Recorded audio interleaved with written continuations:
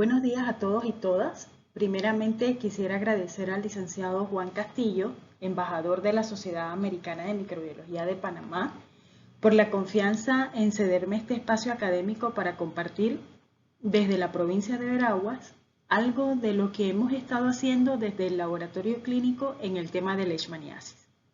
Como bien lo mencionó el licenciado Castillo, mi nombre es Melissa Herrera. He trabajado en el Ministerio de Salud de Veraguas desde abril del 2003 y en el área de microbiología clínica desde el año 2004. Quisiera aclarar que no soy experta en el tema de leishmaniasis, por lo que si surgen preguntas que no tengan las respuestas en este momento, será mi compromiso hacer acercamientos con los expertos nacionales y retroalimentarles a través de este escenario.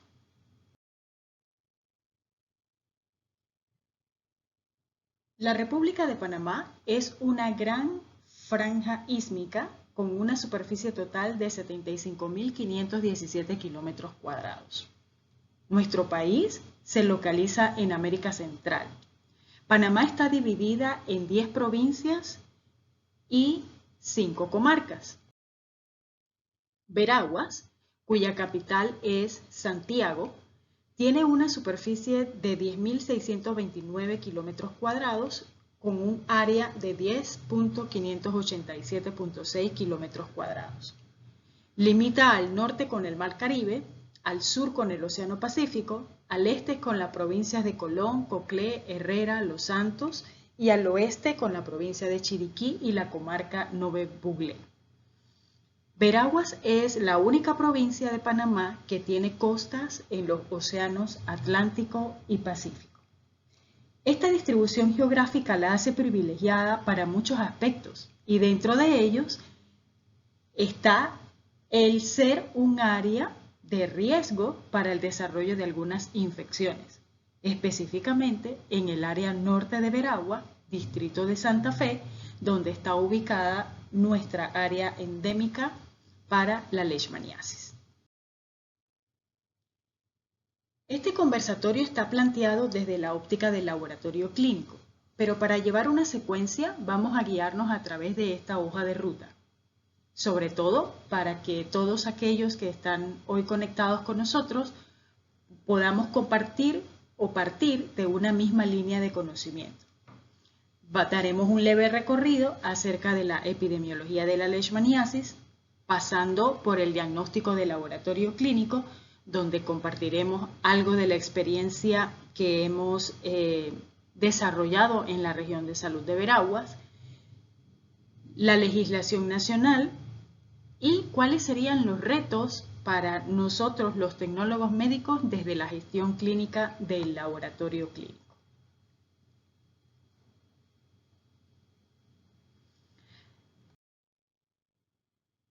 El 31 de mayo del 2021, la Asamblea de la Salud reconoció el 30 de enero como el Día Mundial de las Enfermedades Tropicales Desatendidas. Oficialmente, este día es instaurado como una jornada dedicada a dar a conocer el devastador impacto que tienen estas enfermedades en las poblaciones más pobres del mundo. Para este año 2023, cuyo lema era Actuemos ahora, actuemos juntos. La leishmaniasis ha sido clasificada por la Organización Mundial de la Salud como una enfermedad tropical desatendida. Desatendida porque es padecida en su gran mayoría por personas pobres y marginadas. Enfermedad que apenas ha recibido atención y recursos pese a la magnitud y al impacto que esta ofrece en el desarrollo económico como en la calidad de vida de las personas que la padecen. Desatendida porque es una enfermedad que da lugar a menudo a discapacidades y deformidades que cursan de por vida e incluso tienen consecuencias mortales en algunos casos. Para el año 2007 se instauró un Plan Mundial de Lucha contra las Enfermedades Tropicales Desatendidas. Y en el año 2017, específicamente en la región de las Américas, se establece un plan de acción específico para ver el tema de la leishmaniasis. En las páginas digitales de la Organización Mundial de la Salud hay una cronología interactiva de hechos relevantes acerca del tema de la leishmaniasis, que ojalá puedan en algún momento revisar y verán allí todos los esfuerzos y los descubrimientos e investigaciones que se han hecho a través del tiempo para esta enfermedad. La leishmaniasis, como ya mencioné, está clasificada por la Organización Mundial de la Salud como una enfermedad tropical desatendida. Y la Organización Mundial ha puesto en marcha una nueva hoja de ruta con objetivos ambiciosos y enfoques innovadores para tratar de controlar este grupo de enfermedades que afectan a más de 1.000 millones de personas y que su mayor parte, estas personas viven en situaciones de pobreza, en lugares donde escasea el acceso a servicios de salud de calidad, agua potable, saneamiento. Y es aquí entonces donde desde la perspectiva del laboratorio podemos identificar tal vez ese primer reto que tenemos nosotros como tecnólogos médicos. Si se enfocan en esta imagen ubicada específicamente entre el círculo rojo que es la leishmaniasis, vamos a observar que está clasificada dentro de las enfermedades para las cuales es necesario trabajar en la reducción de la proporción de personas que se enferman y proporcionar atención a los casos detectados. Proporcionar atención a los casos detectados. Es allí el primer reto del tecnólogo médico dentro de este ciclo de diagnóstico. Necesitamos como tecnólogos médicos acercar el diagnóstico microbiológico de la leishmaniasis. Necesitamos permitir que el diagnóstico microbiológico sea la herramienta que los tratantes utilicen para hacer esta clasificación de pacientes. Antes de entrar de lleno en el tema de la leishmaniasis, quisiera compartir con ustedes un concepto interesante que tiene que ver con las enfermedades infecciosas y es la tríada ecológica que junto a la cadena epidemiológica ayudan en la investigación científica para estudiar las interacciones existentes entre los agentes infecciosos y el desarrollo de las enfermedades y su propagación. Como podemos observar en la imagen, la tríada ecológica está compuesta por 3 componentes. Es un modelo que permite una mejor comprensión de los elementos y procesos que dan forma a las enfermedades. Principalmente tenemos los agentes, que son factores externos o internos, que aunque intervienen para provocar una enfermedad, por sí mismos no son capaces de producirlos. Luego tenemos entonces la cadena epidemiológica que involucra los elementos de la tríada ecológica. El agente infeccioso, el huésped, que en este caso es un huésped susceptible, y el ambiente que genera un escenario importante para el desarrollo de cualquier infección. Si tomamos estos conceptos aplicados al tema de la leishmaniasis, podemos identificar algunos de sus actores. El agente causal de la leishmaniasis es un protozoo del género Leishmania. Como reservorio se han identificado en nuestro país algunos roedores, marsupiales, monos perezosos, zarigüeyas. La vía de salida del patógeno a través del vector se da por las glándulas salivales del flebótomo. Es transmitido a otros seres humanos a través de la picadura del flebótomo y este entra a través de la piel o las mucosas. Y el huésped susceptible pues pueden ser los animales o los seres humanos. La leishmaniasis entonces es un problema de salud que está identificado en las 4 regiones ecoepidemiológicas del mundo. Entre ellos está el continente americano. Es una enfermedad zoonótica transmitida por vectores, causada por varias especies de protozoos, que pertenecen al género Leishmania, como ya les mencioné. Se transmite a animales y a humanos a través de la picadura de insectos de la familia Psicosidae y específicamente el género Lutzomia es el que ha sido identificado como vector en América para la leishmaniasis. No podemos continuar sin repasar un poquito acerca del ciclo de transmisión de la leishmaniasis. Como podemos observar en la diapositiva, es un ciclo de transmisión complejo. Complejo porque involucra una amplia variedad de especies, parásitos, reservorios y vectores. Y si tratamos de aplicar el concepto que acabamos de observar de la triada ecológica y de la cadena epidemiológica, pudiéramos comprender, tal vez un poco más gráfico, el ciclo de transmisión de la leishmaniasis, que involucra un ciclo de transmisión en el mosquito y un ciclo de transmisión en el ser humano.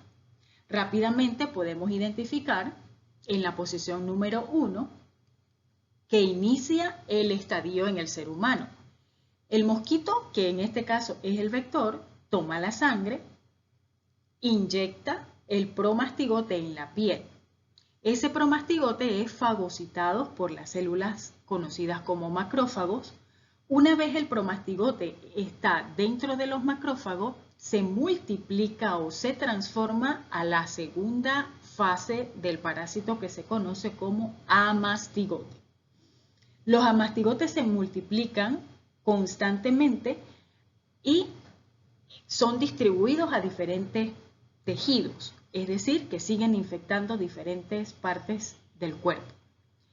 Luego, el flebótomo, específicamente la hembra, que tiene la necesidad de alimentarse de sangre para cuando está produciendo sus huevos, pica al ser humano y se lleva con ella la célula infectada, los macrófagos infectados de amastigotes.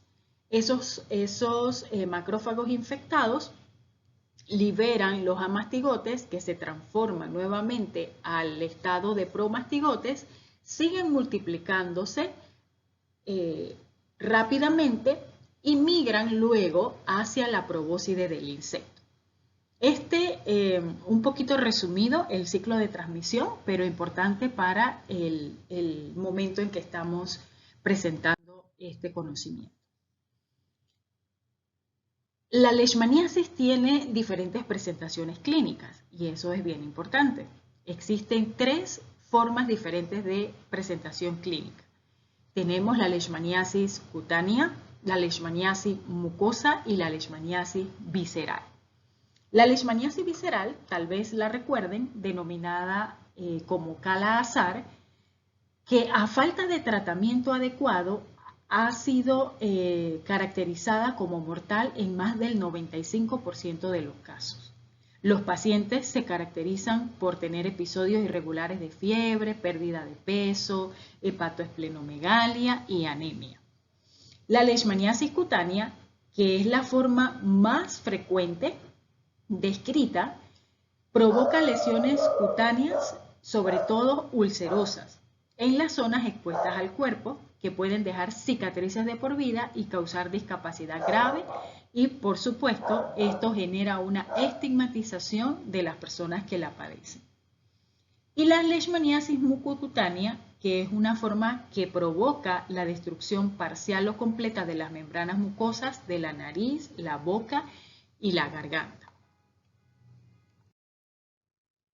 Como podemos observar hasta este momento, la leishmaniasis es una enfermedad tropical desatendida que tiene un gran impacto en la salud pública y sobre todo que genera un impacto importante en nuestro continente americano. Fíjense que a nivel global la leishmaniasis ha sido descrita como endémica en 99 países. En nuestro continente hay países que aportan un gran porcentaje de casos a nivel del mundo, como por ejemplo Brasil, Colombia y Perú. En la región de las Américas se han llegado a notificar casos de leishmaniasis cutánea desde el sur de los Estados Unidos hasta el norte de Argentina. Y la leishmaniasis cutánea y la visceral están presentes en 21 países, siendo endémica la cutánea en 19 países. Fíjense que la Organización Mundial de la Salud ha notificado en el periodo entre el 2001 y el 2021 un total de 1.105.545 casos de leishmaniasis cutánea. ¿Y por qué entonces es considerada la leishmaniasis como una importante enfermedad que impacta la salud pública? Pues como podemos observar, por su magnitud, porque hay un elevado número de casos, por su gran expansión geográfica, por la trascendencia que tiene esta enfermedad, hay una elevada tasa de mortalidad si la misma no es tratada a tiempo, porque produce deformaciones y mutilaciones en los pacientes que la padecen y sobre todo por su vulnerabilidad, por su estado de difícil control, como lo pudimos observar en el ciclo de transmisión complejo donde se desarrolla y se desenvuelve la leishmaniasis. Pero quisiera conversarles un poquito acerca de cómo se ve Panamá ante la Organización Mundial de la Salud. Fíjense que en el 2013 la Organización Mundial de la Salud lanzó el Observatorio Mundial de la Salud. Es un espacio donde se actualizan los datos de la leishmaniasis por país y por año. Y esa información pues está disponible en el Global Health Observatory, que es un repositorio de datos sobre indicadores de la salud. Y si observamos esta información, ubicamos a Panamá con un color rojo, un color que identifica a Panamá como un país endémico. Entonces, el estado de endemicidad de la leishmaniasis cutánea para nuestro país es importante. Hasta el momento no se han reportado casos autóctonos de leishmaniasis visceral, pero el porcentaje de leishmaniasis cutánea que reporta nuestro país es considerablemente importante. Hasta aquí más o menos el abordaje rápido acerca de la epidemiología de la leishmaniasis. Vamos entonces a entrar al tema desde la óptica del laboratorio clínico, el abordaje diagnóstico. Fíjense que para tener un mejor abordaje de la enfermedad de la leishmaniasis, pudiéramos plantearnos una pequeña hoja de ruta. Primeramente, es bien importante conocer los antecedentes epidemiológicos. Es decir, como tecnólogos médicos debemos conocer en nuestro país cuáles son las áreas geográficas que están clasificadas como endémicas para la leishmaniasis. No solamente el tecnólogo médico ha de saber eso, debe saberlo el médico tratante o el personal de salud que está ante la atención de estos pacientes sospechosos. Una vez que se genera esa sospecha clínica, una vez que el tratante o el personal de salud que aborda a estos pacientes, por el tipo de lesión, por el lugar de procedencia, por las características, según la anamnesis que le hayan realizado al paciente, se genera luego entonces algo que tal vez sea nuevo para nosotros y es pensar que el médico hace una interconsulta al laboratorio clínico. Recordemos que como tecnólogos médicos somos parte esencial del ciclo de diagnóstico de las enfermedades infecciosas. Una vez que el paciente es remitido por el médico tratante hacia el laboratorio, entonces el laboratorio empieza su investigación, empieza a hacer el abordaje diagnóstico a través de diferentes tecnologías o de diferentes métodos. Para abordar la leishmaniasis se cuentan o se han desarrollado métodos directos, conocidos también como parasitológicos, y métodos indirectos que son un poco más inmunológicos, que determinan la respuesta inmunológica del paciente ante la infección de la leishmaniasis. Estos métodos inmunológicos pues han sido desarrollados en algunos países sobre todo para trabajos o intervenciones de campo, donde han desarrollado técnicas, por ejemplo, de aglutinación directa, de técnicas de ELISA, sobre todo en trabajos de campo, para el diagnóstico de la leishmaniasis visceral. En el campo del diagnóstico de laboratorio para la leishmaniasis, ya les mencioné que hay dos métodos diagnósticos, los directos y los indirectos. Se pueden hacer por la identificación microscópica del parásito intracelular, utilizando una biopsia de las lesiones y posteriormente realizando una tinción de coloración de Jensen. Se pueden realizar raspados para hacer los frotis. A través de estas muestras también podemos cultivar las muestras y, lógicamente, la mayor tecnología, que es la reacción en cadena de la polimerasa. También pueden realizarse algunas pruebas intradérmicas que vamos a ver rápidamente y las pruebas serológicas que les mencioné, pero que en nuestro país pues, no están disponibles. Cuando hablamos del frotis de la lesión cutánea, nos estamos refiriendo a un extendido que se toma de una muestra de la lesión cutánea, como lo podemos observar en la imagen. Los frotis de lesión son métodos rápidos, económicos, de fácil realización a nivel local, porque utilizamos recursos mínimos. Pero el pensar que es rápido y económico, no nos podemos apartar del hecho que es una técnica invasiva. Entonces, el tecnólogo médico debería desarrollar la experticia para lograr la realización de la toma de la muestra. En este aspecto, entonces, quiero compartir con ustedes cuál ha sido la experiencia en el diagnóstico de la leishmaniasis que se ha desarrollado en la región de salud de Veraguas. La región de salud de Veraguas tiene tecnólogos médicos con entrenamiento recibido directamente del Instituto Conmemorativo Gorgas, y estos tecnólogos médicos desarrollan su experticia en la atención a nivel hospitalario.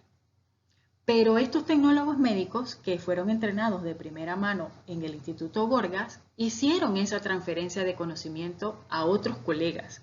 Y por eso, en estos momentos, podemos brindar el diagnóstico de la leishmaniasis tanto en el área hospitalaria como en el laboratorio clínico del MINSA-CAPSI de La Mata.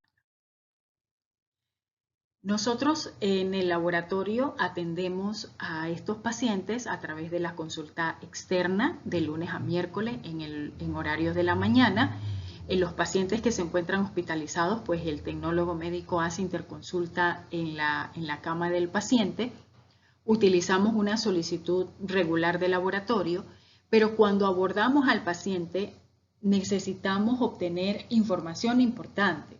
Entonces utilizamos esta herramienta que tenemos aquí en la imagen, donde reportamos o registramos los datos personales del paciente, la edad, el género, la procedencia del paciente, la ocupación, cuánto tiempo tiene con la lesión, cuáles son las características de la lesión, cuántas lesiones tienes, y tratamos de identificar la posición de las lesiones en la figura que tenemos allí del cuerpo humano. Es importante también indagar al paciente si por alguna razón se ha automedicado con algún producto, ya sea comercial o a base de hierbas. ¿Y por qué es importante preguntar estos detalles? Porque el uso de cremas, por ejemplo, con corticoides, tienden a deformar las lesiones y al cambiar las características de la presentación. Entonces puede desviarnos la presentación clínica, pero es producto de terapias caseras que utilizan los pacientes en miras de poder buscar una mejoría. Cuando se atiende al paciente es bien importante también revisar el paladar, ¿sí? Por el tema de la evidencia o el descarte de lesiones en el paladar que ya estarían identificando la presencia de una leishmaniasis mucosa. Entonces, el diagnóstico en la región de salud de Veraguas lo realizamos a través de dos técnicas. El raspado de la lesión, y con ello entonces hacemos un frotis y lo teñimos con Yemsa para observarlo al microscopio en busca de la morfología de amastigote. Y además utilizamos la prueba intradérmica llamada prueba de intradermorreacción de Montenegro, que es provista por el Instituto Gorgas y no es más que un método inmunológico que se utiliza para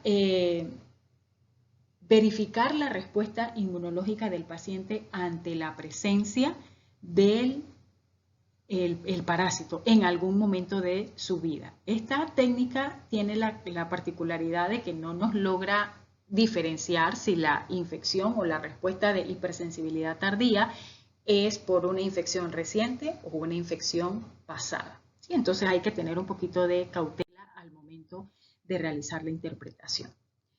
Lo que vamos a ver a continuación es una galería de imágenes de lesiones de pacientes que hemos atendido y que han sido diagnosticados en el hospital Dr. Luis Chicho Fábrega, que es nuestro hospital de referencia. Como podemos observar, estas imágenes muestran múltiples lesiones ulceradas, algunas en su mayoría, con un borde bien definido. Estas características representan lo que nosotros conocemos como leishmaniasis cutánea, que es la que está mayormente descrita en nuestro país.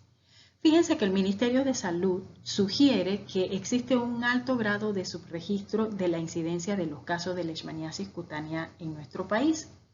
Las manifestaciones clínicas que se observan en la mayoría de los casos en Panamá son las cutáneas y principalmente es la cutánea ulcerada. Como podemos observar en las imágenes, tenemos diferentes presentaciones de lesiones, algunas en su gran mayoría tienen la característica de ser ulceradas. Este segundo caso, como podemos ver en la imagen de la izquierda, tenemos 3 lesiones en el hombro del paciente. Las lesiones están pequeñas, tienen un único puntito de ulceración, pero la traje a colación para compartir con ustedes que la enfermedad de la leishmaniasis comienza inicialmente con una mácula que luego se convierte en una pápula, va creciendo y creciendo hasta transformarse en una úlcera. Esa úlcera es indolora, poco activa, lógicamente cuando está libre de infección bacteriana. Como podemos ver en la imagen de la derecha, a ese paciente se le toma muestras de la lesión y se le aplica la prueba intradérmica de Montenegro. Este otro caso, igual, podemos observar, el paciente tiene 2 lesiones, una en la parte posterior de la rodilla, una en la pierna, en la parte baja de la pierna. Y si podemos observar, estas lesiones ya no son tan características como las que vimos al inicio. Este paciente había estado padeciendo de esta lesión por mucho tiempo y consideró colocarse tratamiento de hierbas, de hojas en las lesiones y lo que hace es un poquito cambiar la forma de la lesión. Entonces es bien importante que tengamos eso en cuenta. Tal vez vemos la lesión y no es tan característica de lo que vemos en los libros o en la literatura, pero hay que indagar al paciente qué pasó, si logró ponerse algún tipo de tratamiento casero que pudo haber alterado la característica regular de la lesión. Como podemos observar, tenemos las lesiones y la prueba intradérmica de Montenegro, que está señalizada con el círculo rojo. Fíjense que el periodo de incubación de la leishmaniasis en los seres humanos es de aproximadamente 2 a 3 meses en promedio. Pueden haber pacientes que reportan periodos de incubaciones más cortos, es decir, entre 2 a 3 semanas o periodos de incubación mucho más largos. Por ejemplo, hace 2 años que el paciente refiere que estuvo en un lugar donde sintió que algo lo picó y fue hasta mucho tiempo después que desarrolló la primera pápula y luego que se convierte en una úlcera indolora. Miremos este otro caso. La imagen de la izquierda es una úlcera que se encuentra situada en el abdomen de un paciente. Este es un paciente de nacionalidad venezolana que vino de paseo a el área de Capira, así que estuvo sin su sudadera por un periodo de tiempo y allí entonces recibió la picadura del vector. Como pueden observar, esa lesión tiene algunos puntos de pus, por lo tanto hay una infección bacteriana y este tipo de úlceras pues causa algo de dolor en los pacientes. Igual a este paciente se le aplicó la prueba intradérmica, como podemos observar en la imagen de la derecha. El cuadro clínico de la leishmaniasis cutánea es amplio, como ya lo hemos visto, y puede confundirse con otras afectaciones en la piel, debido a que la presentación clínica carece muchas veces de la especificidad requerida y es bien importante tener esa sospecha clínica porque el tratamiento que actualmente se utiliza para la leishmaniasis es un tratamiento costoso y sobre todo que tiene riesgos de efectos secundarios. Entonces se hace bien necesario confirmar que realmente el paciente tiene leishmaniasis para luego entonces empezar su tratamiento y lógicamente su posible recuperación. Fíjense que la leishmaniasis no escatima ni la edad ni el sexo de la población. Como podemos observar en esta imagen, es un pequeño bebé que tenía 2 lesiones al lado de su boca, pero aparte también tenía una lesión en la rodilla. Fíjense que es una lesión que está ulcerada, pero ella está costrosa, tiene sus bordes bien pronunciados. Se le toma pues su raspado de la lesión y también se aplica la prueba intradérmica de Montenegro. Vuelvo a reiterar que en algunos casos las lesiones pierden esa característica uniforme de presentación. Y también hay que tener presente que las lesiones pueden ser únicas o pueden ser múltiples. Y no siempre son ulceradas. Va a depender también del tiempo de evolución de la lesión en que el momento en que el paciente llegue a la atención clínica.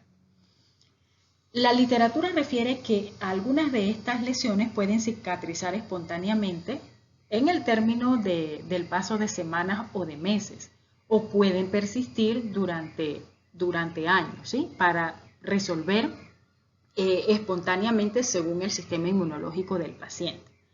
El tema que ocurre cuando las lesiones se curan espontáneamente es que siempre dejan una cicatriz.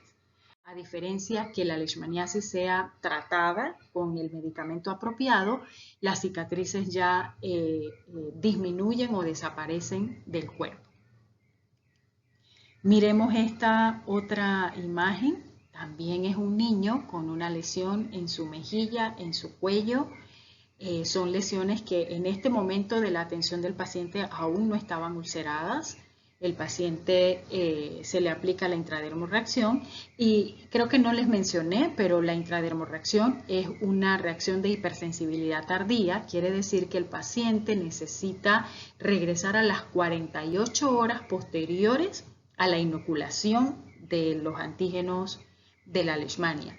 El paciente debe regresar 48 horas después al laboratorio para que esta prueba sea leída e interpretada por el tecnólogo médico.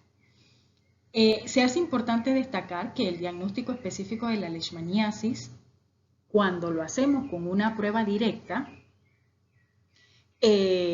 por ejemplo, que hacemos la detección del parásito, es necesaria aunque el paciente cuente con una prueba indirecta positiva, es decir, una intradermorreacción. Es decir, no deberíamos diagnosticar únicamente con la intradermorreacción. Siempre deberíamos tratar en lo posible de realizar los métodos directos, tratar de evidenciar la presencia de los parásitos en las lesiones. Porque recordemos que la intradermorreacción no es capaz de determinar si esa infección es reciente o si realmente es una huella inmunológica por una infección pasada. Entonces, eso es bien importante. Miren este otro caso, es otro paciente pediátrico en la imagen de arriba con una lesión importante arriba de su labio, tomando la mejilla, y el paciente de la derecha es realmente una representación de lo que nosotros debemos tener en cuenta en esta mañana acerca del trabajo que debemos hacer como tecnólogos médicos dentro del engranaje de la salud. Este es un bebé de 8 meses que tiene lesiones importantes en su mejilla, producto de una infección de leishmaniasis. Fíjense que esas lesiones ya están cicatrizadas, así que muy probablemente esa infección la adquirió siendo un recién nacido o siendo un bebé muy pequeño. Y esas lesiones permanecen de por vida en el paciente. Entonces, es bien importante que el tecnólogo médico, en el caso de la atención de niños menores de 2 años, trate de pedir el acompañamiento o el apoyo, sobre todo de los especialistas pediatras o médicos generales, cuando las lesiones son en el rostro y, por ejemplo, en el pabellón auricular.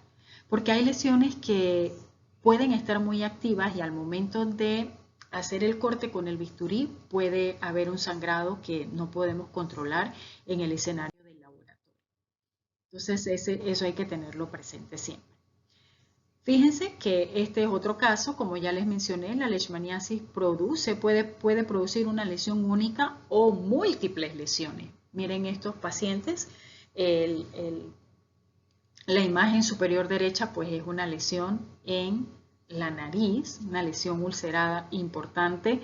El niño pequeño que vemos en la imagen tiene múltiples lesiones. Imagínense, ese bebé empezando su vida ya lleva una cicatrización importante en su cuerpo. Y estas son las cosas que debemos reflexionar para romper esa cadena de infección, porque estos pacientes terminan con desfiguraciones, con malformaciones que pues van a cargar el resto de su vida.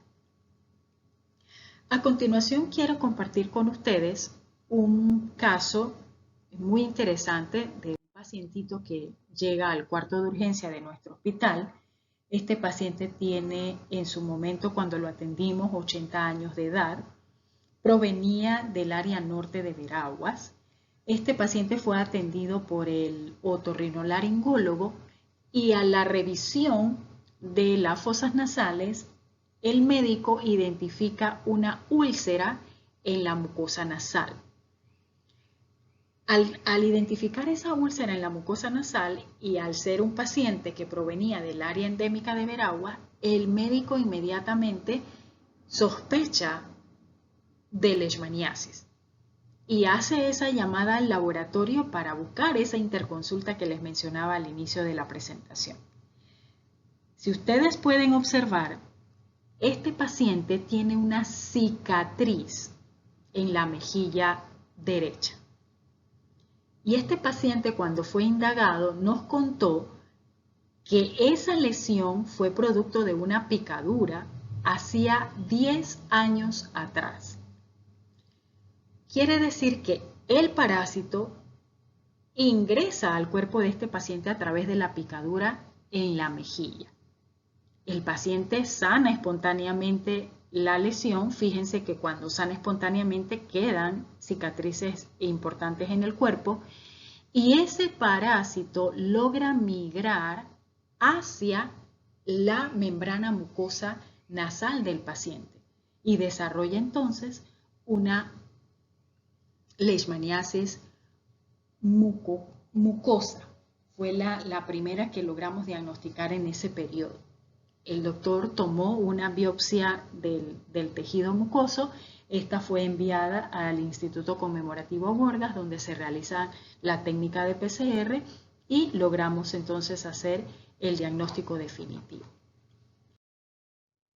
Esta imagen no está nada bonita porque hace muchos años que se tomó y se tomó desde un celular a través del objetivo del ocular, perdón, de un microscopio, pero podemos allí tratar de identificar el macrófago con múltiples amastigotes en su interior, ¿sí?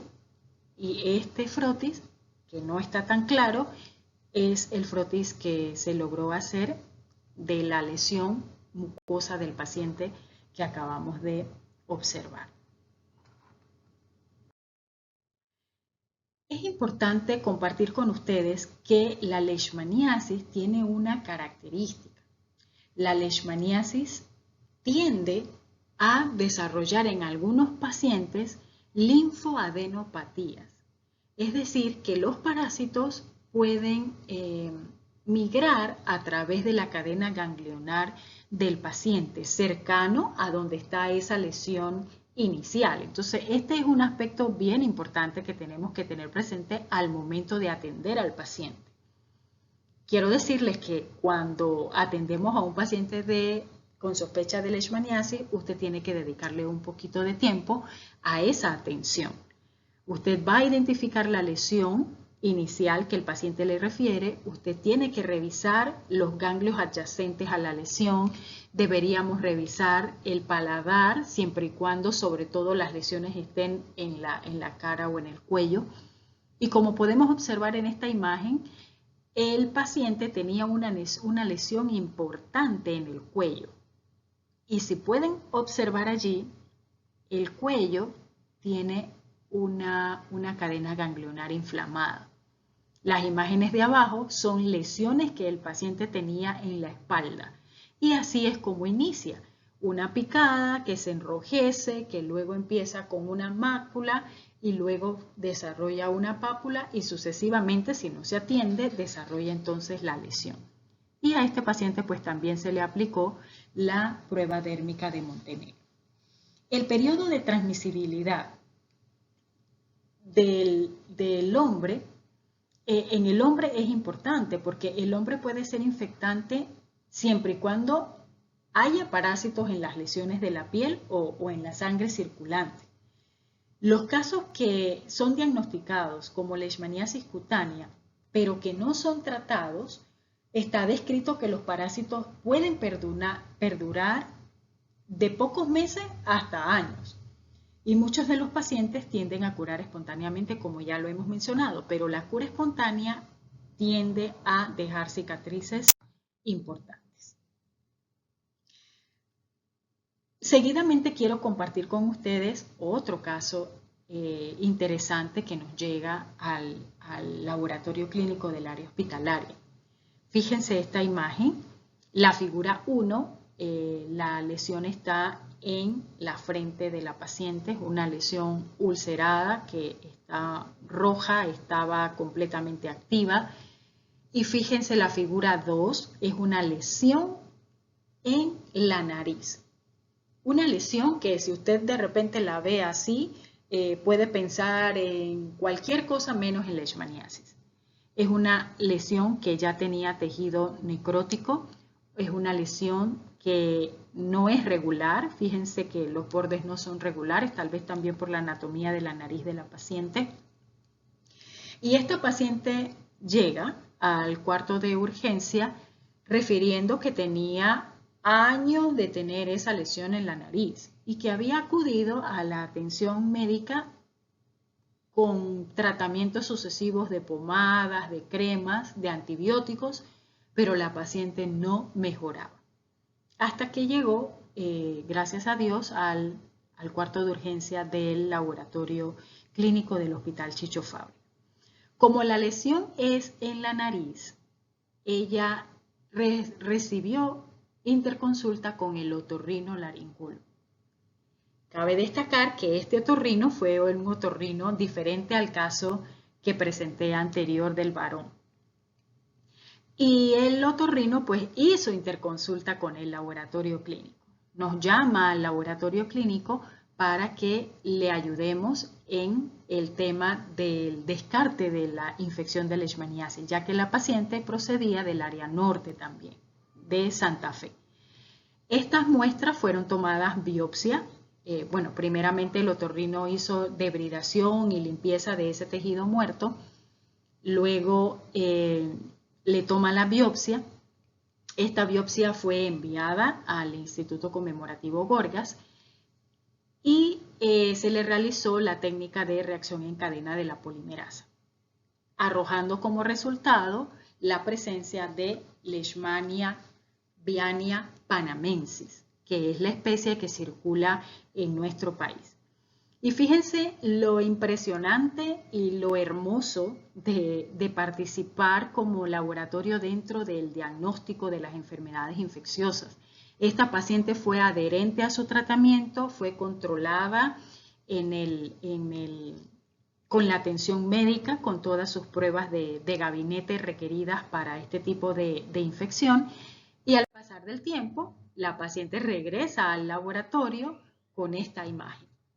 Fíjense lo impresionante, lo hermosa que se ve esa paciente con su nariz completamente reestructurada, completamente sanada. Y miren la diferencia entre el uso del tratamiento aprobado en nuestro país y el que la lesión cure espontáneamente. Nunca olviden eso, que si la lesión cura espontáneamente deja cicatrices importantes, mientras que si el paciente recibe su tratamiento y es adherente, la lesión pues mejora su presentación grandemente. Este caso clínico nos dio la oportunidad de presentarlo en el Congreso de APANAC en el año 2016. Lo presentamos en un trabajo conjunto entre el Departamento de Parasitología del Instituto Conmemorativo Gorgas y el Hospital Dr. Luis Chicho Fábrega. Pero ¿saben algo? No todo lo que llega al laboratorio con indicación de estudio de diagnóstico de leishmania es leishmania. No todo es leishmania, pero lo importante de esto es que el médico sospeche. Lo importante de esto es que una vez que el paciente llega a un consultorio con lesiones en su cuerpo, el médico pueda tener dentro de los diagnósticos probables la leishmaniasis. Cuando hace la interconsulta al laboratorio, entonces allí entramos nosotros con las pruebas de diagnóstico que están disponibles. Y los casos que les voy a presentar a continuación fueron casos que llegaron al laboratorio clínico para realizar estudios de leishmania, pero que hicimos los estudios directos y la intradermorreacción de Montenegro y resultaron negativos. Entonces, no dejamos el paciente así. Tratamos de ir un poquito más allá. Y los casos que les tengo son casos que quiero compartir con ustedes donde logramos diagnosticar infecciones micóticas. Fíjense, este paciente traía una úlcera única en la rodilla derecha, bien irregular, costrosa, pero cuando le levantamos el pantaloncito nos dimos cuenta que había una cadena de ganglios linfáticos inflamados. Como ya mencioné, se le hizo el raspado de la lesión, no observamos amastigotes, las pruebas de Montenegro fueron negativas, así que nos atrevimos a aspirar uno de los ganglios y cultivar en medios de cultivo para hongo. Y logramos entonces el crecimiento del hongo conocido como Sporothrix-Chenki. Entonces ya ven que tanto los hongos como la leishmania cursan en algunos casos, en algunas presentaciones clínicas, con linfoadenopatía. Entonces tenemos que tener todas esas características o esa información en nuestra mente a la hora de la atención de un paciente. Fíjense este otro caso, una úlcera inmensa, sobreinfectada, completamente irregular, muy activa, en la pierna derecha del paciente, pero cuando hicimos la inspección del resto del miembro inferior, pudimos observar que había una cadena ganglionar afectada. También nos atrevimos a aspirar uno de los ganglios y la sembramos entonces en los medios micológicos característicos, y allí entonces logramos el crecimiento de la fase que nos llevó al diagnóstico de Sporotrichenki. Este es otro paciente con las mismas características, pero fíjense que ahora es una lesión única en el dorso de la mano, y cuando revisamos el resto del miembro del brazo, pues pudimos identificar una cadena ganglionar inflamada, y como ya teníamos un poquito de experticia con los casos anteriores, también aspiramos el ganglio linfático y lo sembramos en medios micológicos para lograr entonces el crecimiento de este hongo. Como ya les dije, no todo lo que llega es leishmania, hay múltiples presentaciones clínicas. Estos fueron pacientes que tenían lesiones no características y bueno, fueron referidos entonces a la atención con dermatología, y uno de esos pacientes fue diagnosticado con cáncer de piel. Fíjense este otro paciente hospitalizado con una lesión tipo granulosa en la pierna derecha inferior. Refería tener esa lesión con muchos años atrás. Luego de la entrevista, él refirió haberse cortado con una hoja de zinc, así que probablemente esa fue la forma como el hongo penetró a su sistema. Aquí se tomaron muestras de los puntos más oscuros de la lesión y logramos entonces hacer el diagnóstico de cromoblastomicosis. Quiero aprovechar este escenario para agradecer a la profesora Marquela de Quinzada y al profesor Rivas de la Universidad de Panamá, que han sido mis maestros y han sido mis mentores en el tema de la micología, y gracias a ellos pues a sus orientaciones nos hemos atrevido en Veragua a hacer un poquito de micología. Este fue otro paciente cuya presentación clínica no era nada característica.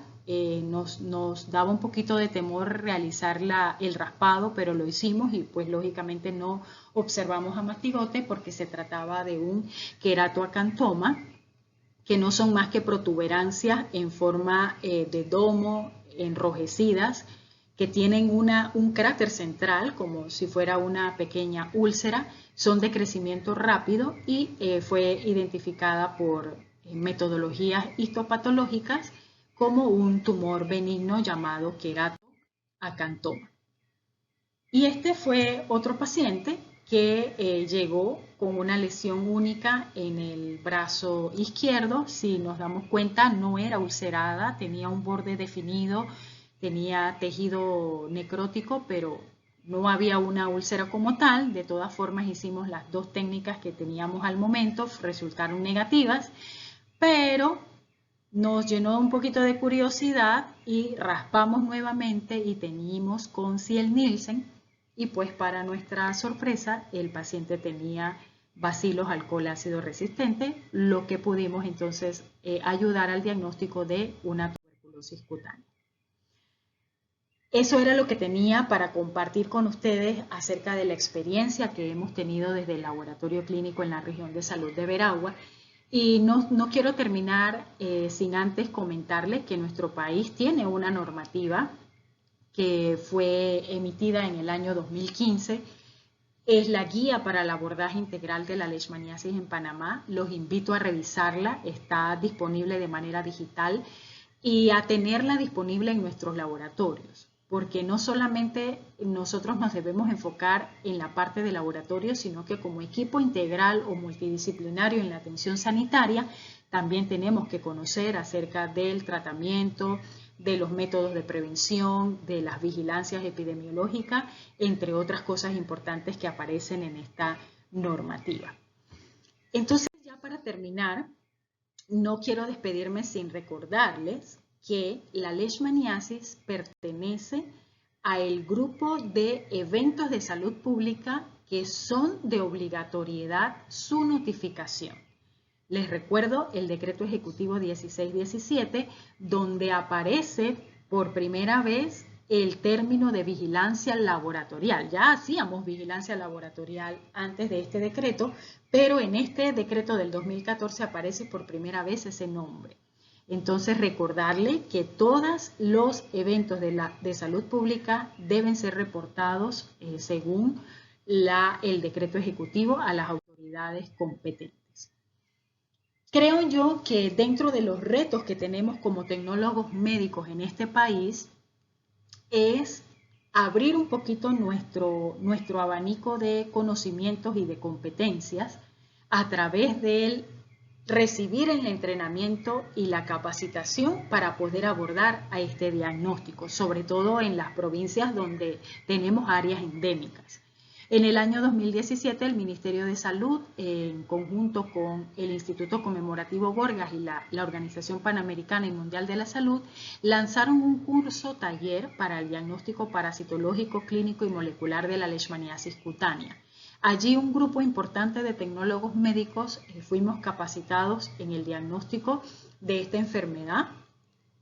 Y este conocimiento uno lo puede transmitir a nivel local al resto de los colegas para que podamos ir aumentando la capacidad de respuesta del laboratorio en el área del diagnóstico microbiológico.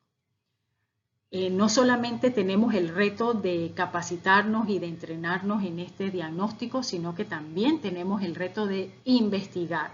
Recordemos que las decisiones deberíamos basarlas siempre en evidencia científica. Tenemos una agenda nacional de prioridades de investigación con diferentes temas priorizados en nuestro país y por supuesto que se encuentran allí las enfermedades infecciosas como parte de los temas priorizados.